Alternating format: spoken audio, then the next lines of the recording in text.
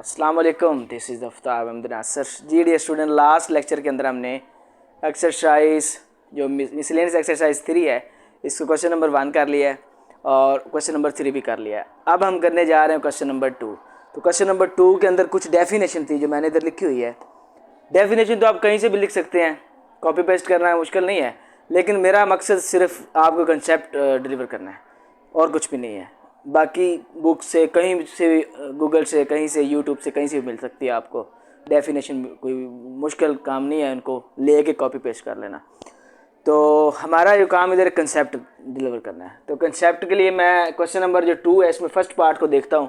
कहता है define ratio and give one example. हमने रेशो को समझना है कि what is meant by ratio, और इसके एक एग्जांपल लेते हैं साथ। तो मेरे पास इसकी डेफिनेशन है relation between two quantities. Two quantities की बात करता है। रिलेशन एक तल्लक है दो क्वांटिटीज़ का ऑफ द सेम काइंड। इसके अंदर ये सेम काइंड एक वर्ड यूज़ हुआ है उन टू क्वांटिटीज़ के लिए।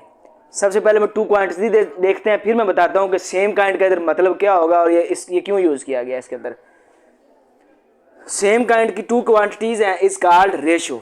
उनको हम रेशो कहते हैं। कौन सी टू क्वांटिटीज़ हैं? If A and B are two quantities. ये दो क्वांटिटीज़ हैं जो सेम काइंड पे हैं। तो सेम काइंड से इधर मुराद है कि वो इनका यूनिट एक जैसा होना चाहिए, मतलब इनका यूनिट सेम होगा, यूनिट इक्वल होगा, एक जैसा। मतलब जो केजी लेते हैं ए में तो केजी बी में लेंगे, इस तरह इनका यूनिट जो है ना वो सेम होना चाहिए, कोई भी यूनिट ले लें।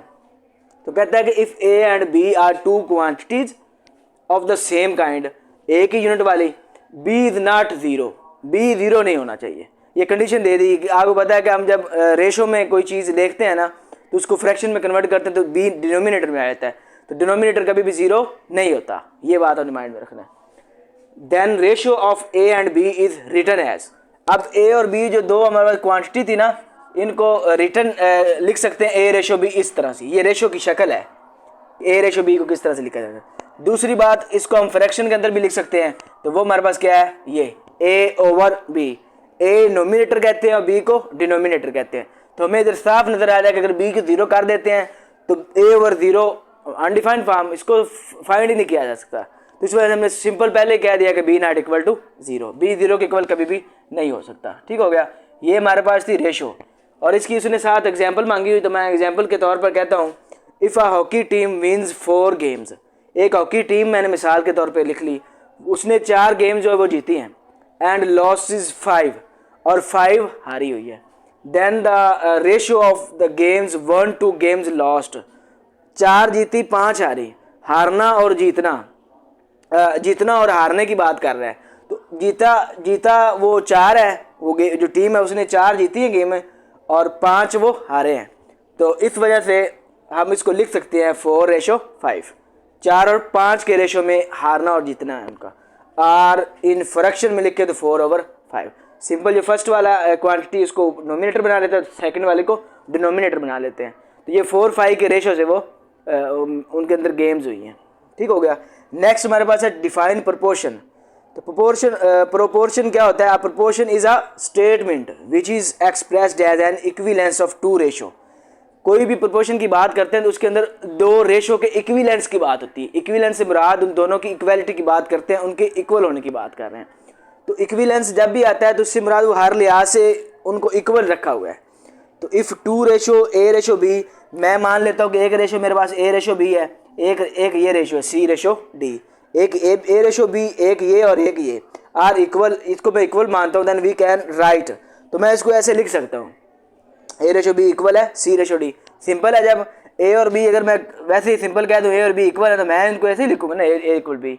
तो या 5 और 5x और 6y इक्वल है तो मैं इनको सिंपल इक्वल की साइन लगा दूंगा और कुछ भी इसमें नहीं करना। तो ये दो रेशो ली, उनको इक्वल किया, तो उस वक्त इसको इक्वल मानते हैं और लिख सकते हैं कि इसके अंदर हमारे पास जो सिनेरियो बनता है ना, A ratio B equal C ratio D.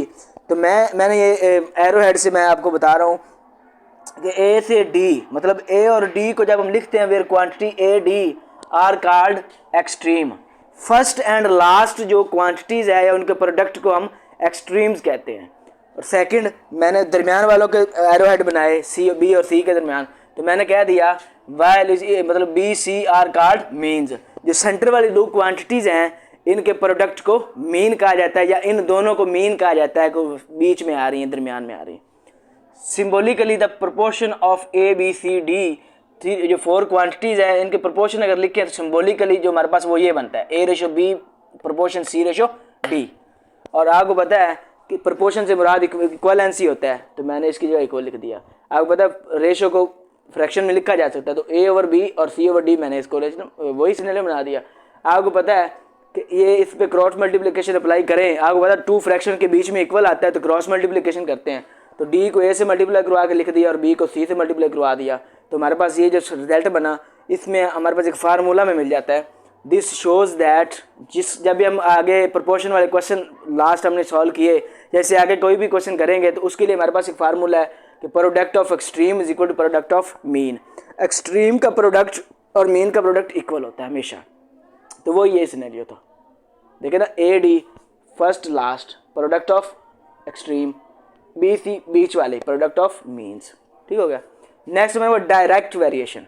If 2 quantities are related in a way that increase decrease in one quantity causes increase decrease in the other quantity, then this variation is called direct variation। अगर मैं इनको आसान अल्फाज में अगर आपको बताना चाहूँ तो मैं कुछ इस अंदाज से बताता हूँ कि एक चीज़ के कम होने से दूसरी भी कम हो जाए और एक चीज़ के बढ़ने से दूसरी चीज़ भी बढ़ जाए, तो दैट कॉल्ड डायरेक्ट वेरिएशन। ठीक हो गया कि एक चीज़ के कम होने से दूसरी भी कम हो जाए, एक चीज़ के बढ़ने से दूसरी भी बढ़ जाए, तो दैट कॉल्ड डायरेक्ट वेरिएशन। तो ये हमारे पास डायरेक्ट वेरिएशन की एक आसान अल्फाज के अंदर डेफिनेशन है।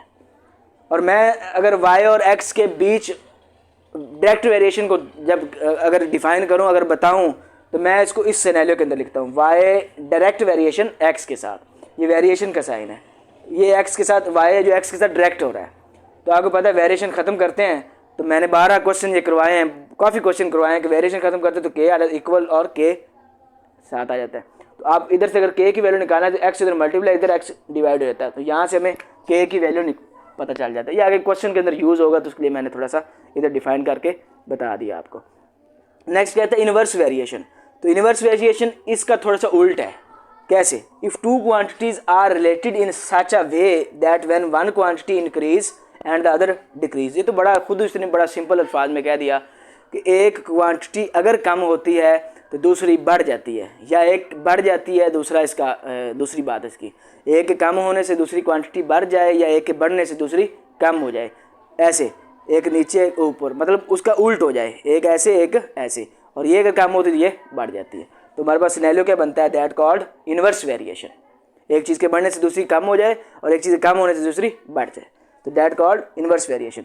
इसको सिम्बोलिकली हम लिख सकते हैं वाई, ये वेरिएशन है, ये वाई एक्स के साथ वेरिएशन तो रेसिप्रोकल के अंदर आ गया, इनवर्सली इनवर्स। तो ये इसको ख़त्म करें तो k ओवर x आ जाता है। तो k की वैल्यू फाइंड करना चाहते हैं, x इधर डिवाइड इधर मल्टीप्लाई करवाएं, तो X Y is equal to k, और k कभी भी इक्वल 0 नहीं होता क्योंकि k कॉन्स्टेंट है, इसको हमने हमेशा फाइंड करना होता है और इसको 0 कभी भी ना मान सकते हम। तो यहाँ हमारे पास ये क्वेश्चन नंबर 2 के फर्स्ट जो 4 डेफिनेशन थी वो कंप्लीट होती हैं। नेक्स्ट वीडियो में इंशाल्लाह इससे जो नेक्स्ट पार्ट है वो करेंगे और मज़ीद इंशाल्लाह अच्छे से अच्छे वे में आपको समझाया जाएगा। नेक्स्ट वीडियो तक के लिए अल्लाह हाफिज़।